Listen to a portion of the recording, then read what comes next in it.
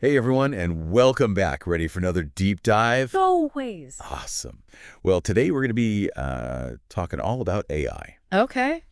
and the future, the AI-powered future. Yeah.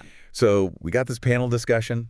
It was from a recent tech conference, just absolutely packed with, CEOs and experts from Google, Oh, wow. TikTok, NVIDIA. The big players. Yeah, a bunch more, Right. all at the forefront. I mean, these are the people at the forefront of the AI revolution. Yeah, it must be fascinating to sort of hear what they're talking about, what they're thinking about. Absolutely. And I think one of the things that really stood out to me Mm-hmm. was this sense of urgency. Oh, really? Yeah, it's not just like robots taking over the world Right. sometime way down the line. Right. It's like AI is reshaping businesses now, Right now. right now, today, and whole industries in our daily lives. Yeah, that's the thing with these technologies. They kind of sneak up on you. They- And then all of a sudden it's like, oh, wow, everything's different. Yeah, and I think to me, it was like getting the sneak peek into the conversations Uh-huh. that are usually happening Yeah. behind closed doors. Silicon Valley boardrooms or whatever. Yeah, exactly. Yeah. And I think the big takeaway, we'll talk a lot about this, Yeah. is that AI is here. Okay. It's evolving faster than ever before, Right. and it's going to impact us Yeah. in ways we probably can't imagine. I think that's the scariest and also maybe the most exciting part of it is we don't know what it's going to look like in 5, 10 years. Yeah, it really is kind of mind-blowing. So what are some of the juicy bits that you pulled out of this discussion? Well, one of the most interesting points, I think, to me, came Yeah. from Travis Kalanick. Okay. Travis Kalanick. Yeah, I know. The Uber guy. Yeah, Uber Cloud Kitchens. Yeah. And he was sharing this story about how they've developed a robotic food prep machine. What? Yeah. So like a robot chef, basically. Yeah, like basically a robot chef. Yeah. And it can run a restaurant kitchen Whoa. pretty Whoa. much on its own. That is wild. Is that even legal? I don't know, but It is, yeah. it's amazing. I know. And, okay, here's the even crazier part. So they programmed it with a personality. Oh, really? Yeah. So what, like, does it have like a little, I don't know, like a French accent? Yeah, I don't know about that, but I think the idea is that it's Yeah. the human employees are more comfortable Oh. working alongside it. So they don't feel threatened by this cold, unfeeling machine. Yeah. That's just gonna, put them out of a job. Yeah, exactly. Oh, that's interesting. So it's like it just really highlights how AI is Yeah. changing the nature of work. Even in jobs that you wouldn't think of as high tech, Yeah. like a chef or I guess a line cook or whatever. Right, exactly. You wouldn't think robots would be doing that. Yeah, it really is fascinating. It's like, is this, are we heading towards this future where it's really robots and humans collaborating? And what does that even look like? Right. And what skills do we need to learn to prepare for that? Yeah, exactly. Yeah. And speaking of big questions like that, Okay. the panel also got into this idea of uh, AI savants. Mhm. Have you heard about that? AI savants. I think I've heard the term, but I don't really know what it means. Okay, so Eric Schmidt, Yeah. former CEO of Google, Yeah. he predicts that we're going to see these AI systems Mhm. in the next 5 years. Wow, so soon. Yeah, it's right around the corner. Yeah. That are going to be as knowledgeable as like top experts Okay. in any field. So, like, imagine an AI that could solve, I don't know, complex physics problems Yeah. or write symphonies Yeah. or, diagnose diseases as well as the top doctors. Yeah, exactly. It's mind-blowing. It is, yeah. It's hard to even wrap your head around what that would mean. Right. And it makes you wonder, like, will we even need human experts anymore? Right, yeah. If you can just, ask your phone for the answer to anything and it's as reliable as, the best human expert, why would you ever go to a human? Yeah, exactly. And so it's like, are these AI savants going to be our go-to source for knowledge and problem solving? Yeah, I mean, it's kind of exciting, but also a little, I don't know, a little freaky. Yeah, a little unsettling. Yeah. Yeah, absolutely. And, even Schmidt himself acknowledges that. Oh, does he? Like, he's like, we might not be prepared as a society for this. That's a bit of an understatement, I think. Yeah, I think so, too. And then he brings up artificial general intelligence, AGI. Oh, yeah, AGI, that's the big one. But the one, yeah. AI that can basically write its own code. So it can learn and evolve on its own without us having to program it. Yes. Yeah, that's the stuff of, sci-fi movies. Yeah, right. It's like, okay, now we're entering like the sci-fi zone here. Right. And I think a lot of people, I don't know about you, but I think a lot of people think of AGI as like way out there, Yeah, way off in the future. way off in the future. But Schmidt's like, no, no, no. We're going to see this. We're going to see a single AGI system Yeah. that could reach 80 to 90% of human expert ability Okay. by 2030, 2032. Wow. So like within a decade. Yeah, less than a decade. That's terrifying. I know. I don't know if I'm ready for that. I don't know if I'm ready either. It's like, what changes are we going to see? Yeah. Like, our lives, our careers, our societies. Everything. It's like, how do you even begin to prepare for that? Yeah. Yeah. It's really, really a lot to think about. So, I mean, if Schmidt's saying this is coming, Yeah. he must have some thoughts on, what we should be doing about it. Oh, yeah. And he did. He brought up some concerns. Mm-hmm. He wasn't just like, hey, this is great. Hmm. Like, he was definitely concerned. He was particularly worried about inexpensive AI tools becoming really widely available Yeah, right. and falling into the wrong hands. So it's not just about, like, big corporations or governments having access to this. Right. But, like, anybody could potentially get their hands on this technology. Yeah, anyone. Yeah. Anyone. And so he was like, especially in fields like bioengineering. Yeah, bioengineering. That's a scary thought. Yeah. Like, imagine if someone could just, like, design a deadly virus on their laptop. Yeah. Yeah, no, it's really scary. Like, we've seen enough pandemic movies to know how that could go wrong. Yeah. It's not just about robots taking our jobs. Right. It's about, the potential for AI to be misused in these really serious ways. With real consequences for all of us. Absolutely. And so it's not just a theoretical concern. It's something we need to be thinking about now. Right now. Yeah, we can't just wait until it's too late. Absolutely. And that's where I think Ruth Porat, are you familiar with her? Ruth Porat, remind me. So she's the CFO of Alphabet and Google. Oh, okay. Yeah. And she came in with a really interesting perspective. She was like, look, investing in responsible AI development, Okay. it's not just the ethical thing to do. It's crucial for long-term business success, too. So it's not just about, like, doing the right thing. Right. But it actually makes good business sense. Yeah, exactly. Interesting. So she's like, it's not just about making a quick buck. It's about, making sure AI is developed in a way that benefits everyone. Right. And doesn't create more problems than it solves. I mean, that makes sense, right? Like, if people don't trust AI, Right. they're not going to use it. Exactly. And if they're afraid of it, they're going to try to, regulate it out of existence. Exactly. And he was making the point that, like, companies need to work closely with regulators Oh, okay. to establish safeguards. So it's not just about, like, the tech industry doing its own thing. Right. It's about, like, collaborating with governments and society as a whole. Yes, to kind of prevent this, like, public backlash Yeah. that could stifle innovation. Right. You don't want people to be so afraid of AI that they stop it from developing altogether. Well, exactly.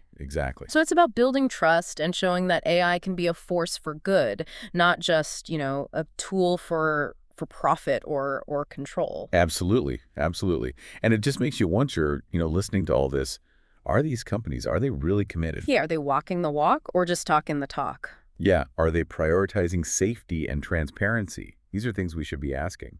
Right, and not just, the companies, but also ourselves as consumers, as citizens. Right. Like, what are we using AI for? Yeah. And are we comfortable with the way it's being used? Absolutely. And it's not just about, the big tech companies. Uh-huh. It's about how are individuals using AI in their own lives. Right. Like, I mean, I use AI every day. I'm sure you do too. Oh, yeah, absolutely. And I think, Shou Zi-Chew, the CEO of TikTok. Oh, TikTok, yeah. Yeah, he highlighted how AI tools are actually making content creation more accessible than ever before. So that more people can, express their ideas and share their creativity. Exactly. And he brought up this really cool example. So, Sora, it's OpenAI's text-to-video AI. I've seen some of those videos. They're pretty amazing. I know, it's gaining a lot of traction on TikTok. Yeah. Where people are using it to create these videos. Yeah. Just by describing what they want to see. So, like, you could say, I want a video of a cat riding a unicorn through a rainbow. Exactly. And it would just, like, make it for you. It would make it, yeah. That's incredible. It's like having a Hollywood studio in your pocket. Yeah, right. The possibilities are kind of endless. It really is. I mean, that's what's so exciting about AI is that it's giving, individuals the power to do things that used to require, massive amounts of resources and expertise. Exactly. And I think this is just the beginning. Like, how could we be using this? How could each of us be using this Yeah. to enhance our own creativity or our communication? What are the possibilities? Right, yeah. Education, storytelling, even just like, connecting with people in new ways. Yeah, absolutely. Absolutely. It's really incredible. And, it's not just individuals, it's entire nations, too, Oh, right. that need to be prepared for this revolution. Yeah, that's a good point.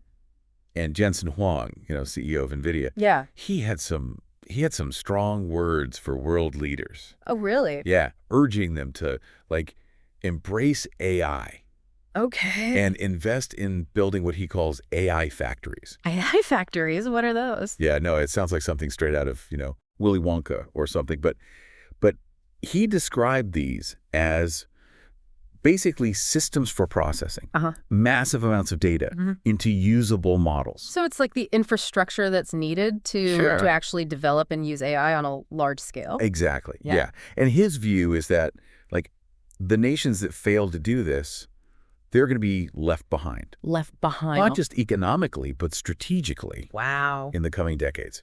He really sees this as fundamental to a nation's existence. So it's not just about, like, economic growth or technological advancement. It's about, like, national security. Yeah. Like, are we, how are we preparing for this? Are we investing enough? Yeah. In research, education, infrastructure. Exactly.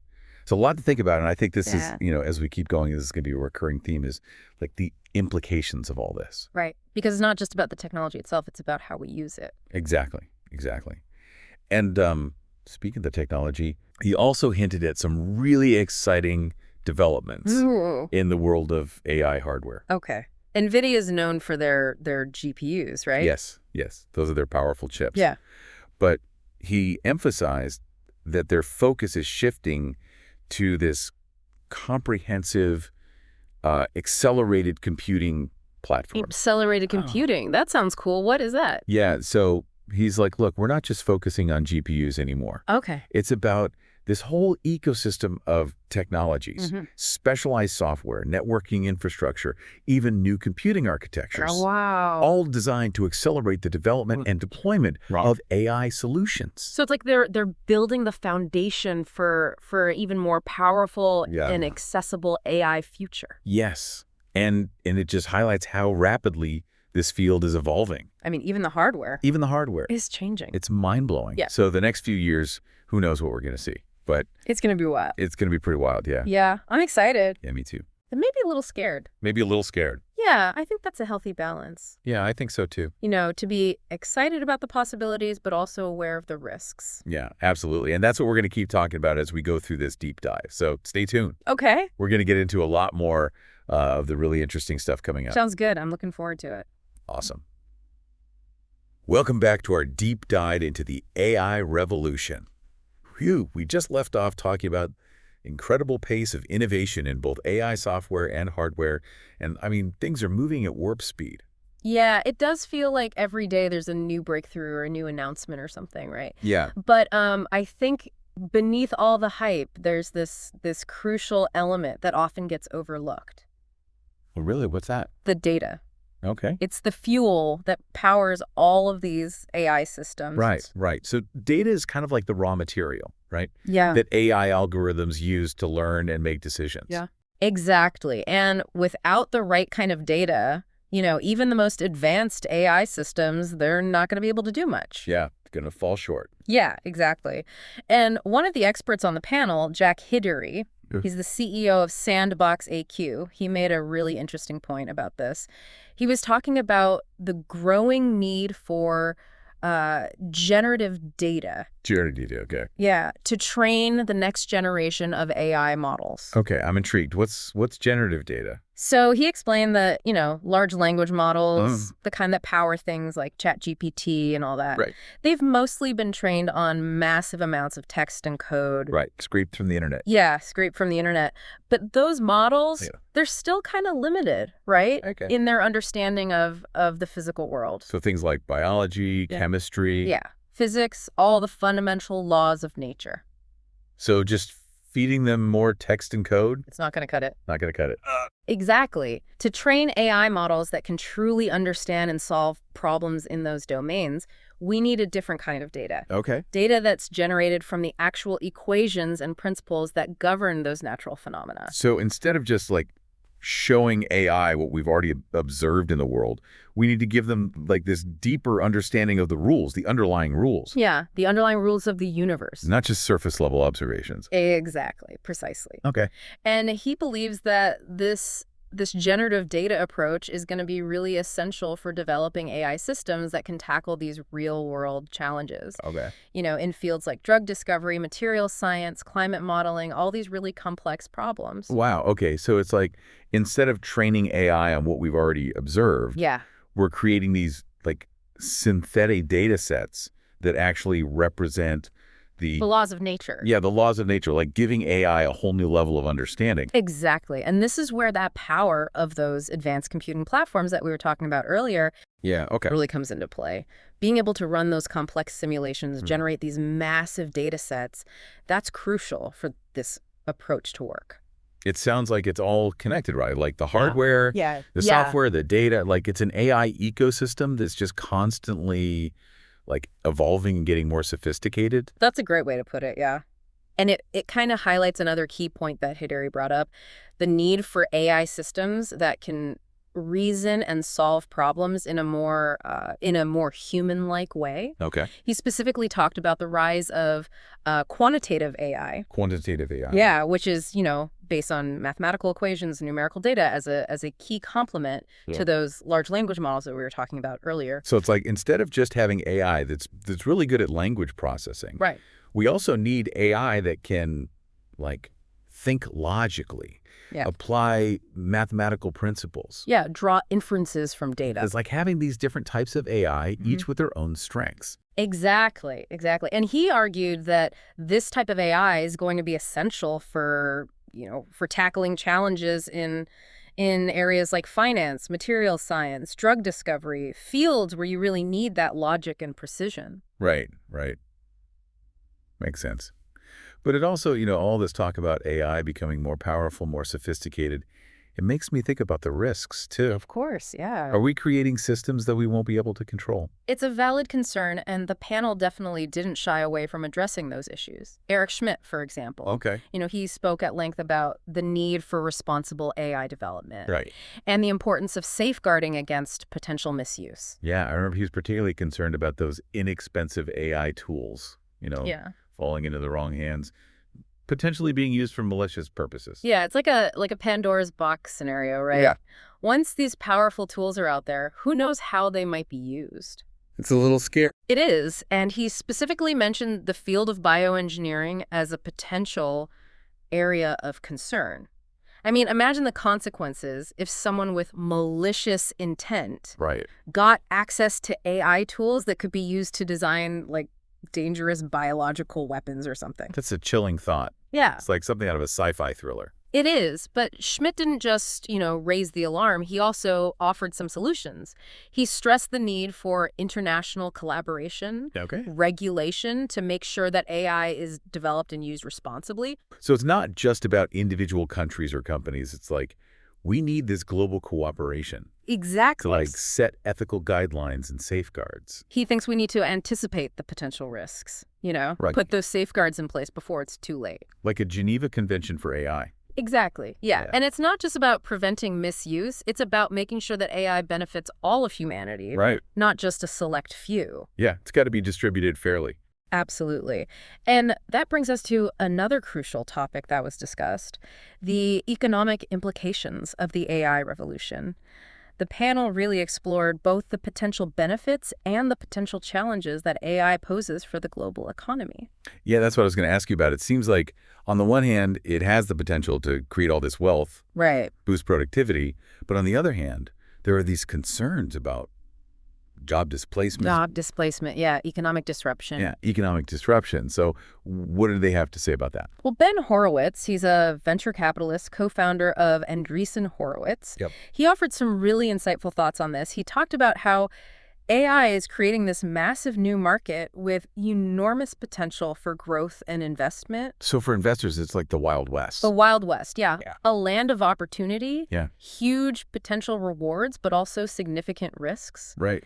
And he cautioned that this market is still in its early stages. There's a lot of uncertainty about how it will evolve. Right. He even compared the current state of the AI industry to the early days of the internet, All right. when you had, dozens of search engines all vying for dominance and no one knew who was going to come out on top. So it's like the .com boom all over again, but this time with AI instead of websites. Yeah, in a way, yes. There's still a lot of competition, a lot of innovation happening, and it's really unclear which companies or which technologies are ultimately going to emerge as the winners. That's exciting, but also a little, like you said, uncertain. Yeah, it's a wild ride. Yeah. So what about, for everyday businesses and individuals, what are the implications there? Well, that was another key focus of the discussion. Shouza Chu, Right. the CEO of TikTok. Yep. He talked about how AI is empowering creators, Right. making content creation more accessible to everyone, regardless of their technical skills or resources. Yeah, and I remember that he gave that example of Sora, the text-to-video AI that's already being used by TikTok users to create these amazing videos. It's Just with a few words. It's incredible. like having a personal filmmaker in your pocket. Right, exactly. And that democratization of content creation, Yeah. it has the potential to really transform the entertainment industry. Empower individuals to tell their stories and share their creativity with the world in ways that we just couldn't have imagined before. Yeah, it's really empowering. And it's not just about entertainment. No, it's not. It's about education, communication, Self-expression. self-expression, yeah. It's like giving everyone the tools to create and share their ideas. Exactly. And the panel also discussed, the need for governments and businesses to invest in AI education and training programs Okay. to prepare the workforce for the jobs of the future. Yeah. We need to make sure that everyone has the opportunity to benefit from the AI revolution, Right. not just those with, advanced technical skills. Right. So it's about creating this more inclusive, equitable future Exactly. where AI empowers individuals and communities, not just a select few. Precisely. And that brings us to another crucial point that was raised by the panel, the role of AI in shaping national prosperity. Jensen Huang, Okay. the CEO of NVIDIA, Yeah. had some very strong words for world leaders, urging them to embrace AI and invest in building what he called AI factories. Yeah, I remember that. He was so passionate about it. But I'm still not entirely clear on what he meant by AI factories. Can you break that down for me? Sure. He described these AI factories as being essentially systems for processing data into usable models. It's about creating the infrastructure, both physical and digital, Okay. that's needed to develop and deploy AI solutions at scale. So it's like building the digital foundries where the AI revolution will be forged. Exactly. And Huang's view is that nations that fail to invest in building these AI factories, they risk falling behind, not just economically, but strategically as well. Wow. He sees AI as being absolutely fundamental to a nation's very existence in the coming decades. Wow, that's a bold statement. So it's not just about like companies competing in the AI space. It's about countries competing as well. It is, yeah. That really raises the stakes. It absolutely does. And it highlights the importance of, government policies that support AI research, development, and adoption. We need to be thinking about this on a national level, not just in terms of individual companies or industries. It's a wake-up call for policymakers. It is. If we want to thrive in this AI-powered future, we need to be making these smart investments, laying the groundwork today. Absolutely. And this brings us to a final, really thought-provoking point that Huang made. the need for a comprehensive accelerated computing platform. Okay, that's intriguing. What's that all about? Well, he explained that NVIDIA's focus is shifting beyond just GPUs. Right, those powerful chips that they're known for. Yeah, exactly. To encompass a broader set of technologies that will really drive AI innovation forward. So it's not just about the hardware anymore. It's about like this entire ecosystem that supports AI development and deployment. Exactly. It includes things like specialized software, networking infrastructure, even new computing architectures. They're essentially building the foundation for an even more powerful and accessible AI future. It's fascinating to see how the industry is evolving and pushing the boundaries Yeah. of what's possible with AI. And it's clear that the next few years are going to be even more transformative than what we've seen so far. Absolutely. And as we move into the third and final part of our deep dive, Okay. we'll explore some of the most intriguing and potentially transformative applications of AI that were discussed by the panel. Awesome. So we'll be delving into areas like robotics, healthcare, Yeah. and even the potential for AI to help us solve some of the world's most pressing problems. Buckle up. There's a lot more to explore. Welcome back, everyone. We spent the last two parts of this deep dive really unpacking this AI revolution, the technologies, the potential benefits, the concerns.